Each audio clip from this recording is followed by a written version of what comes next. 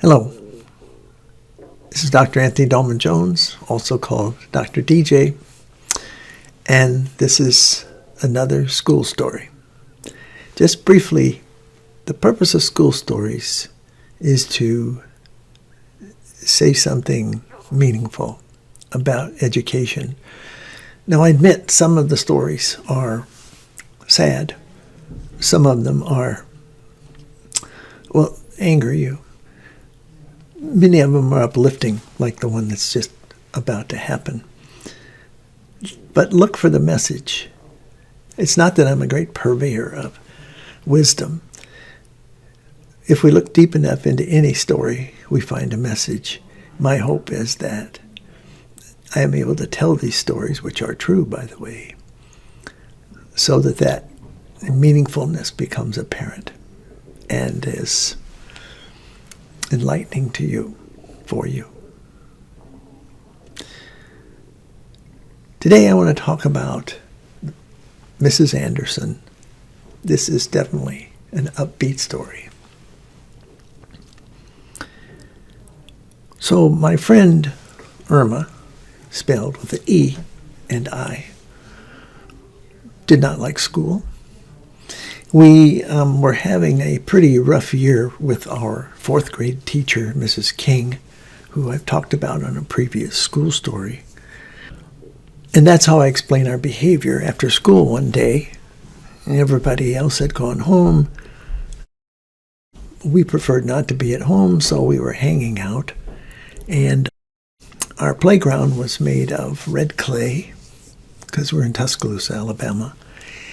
Hard-packed red clay, but it had rained, which is really an experience with the red clay playground.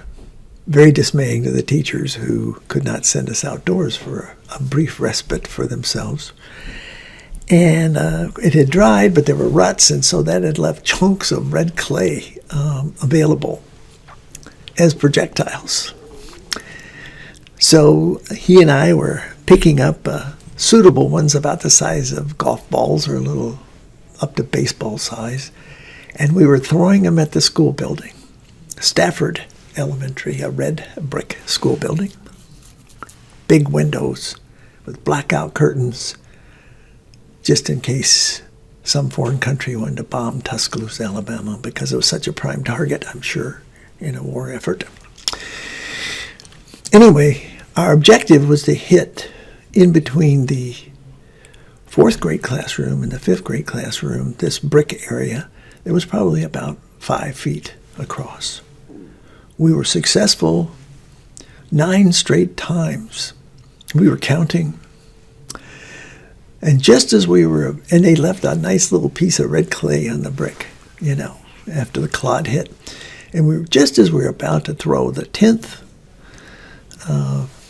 projectile, a window to the right next to that brick area, opened just as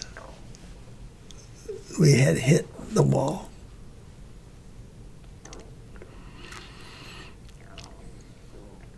This head came out, kind of a gray-headed lady head, looking at us. We had a dirt clod behind our back, which is where you put things when you don't want them to be seen, and carefully drop them so that our legs would camouflage, hide the gravitational forces that brought a clod down back to its birth.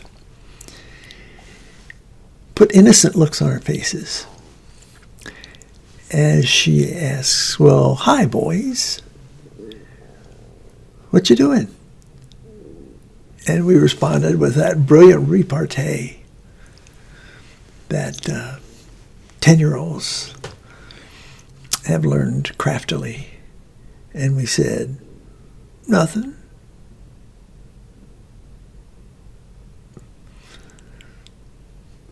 "Well," she said, "I hope you have a pleasant evening," and closed the window. I looked at Irma, he looked at me, and I said, "Who was that?"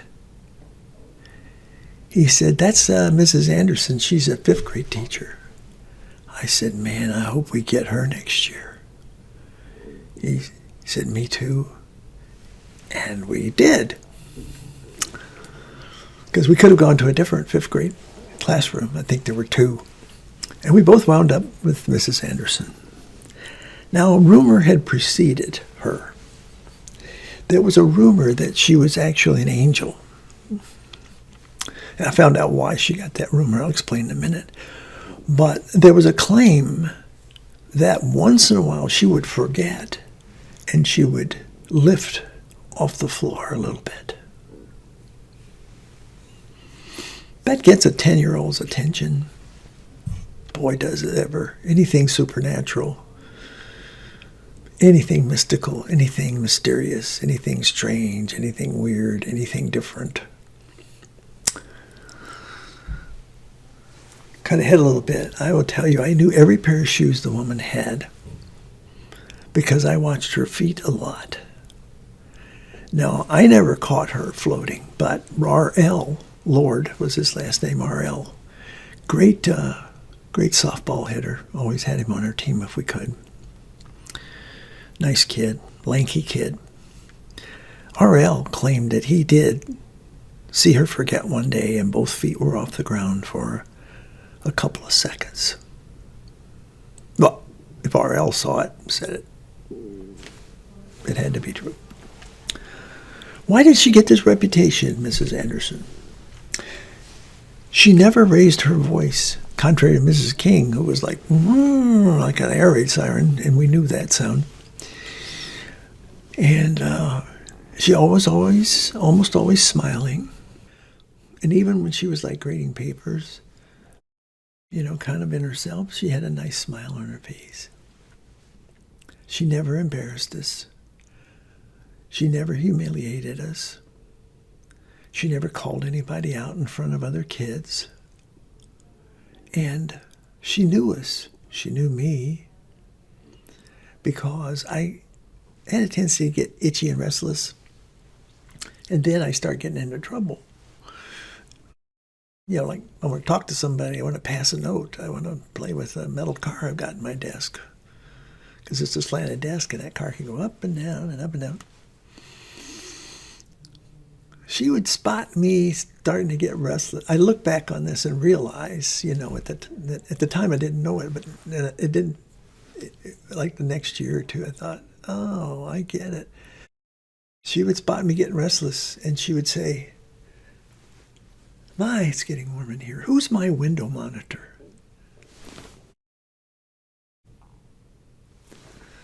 Oh, Tony, I'm so glad you're here today. Listen, would you raise the windows open like an inch? Well, there were like 5 of these big humongous windows. I would get my ruler. She said an inch, it's going to be an inch. And I would measure up, down, up, down, up, down, up, down. Okay. And then I go to the next one, so they're all even, all 5 of them.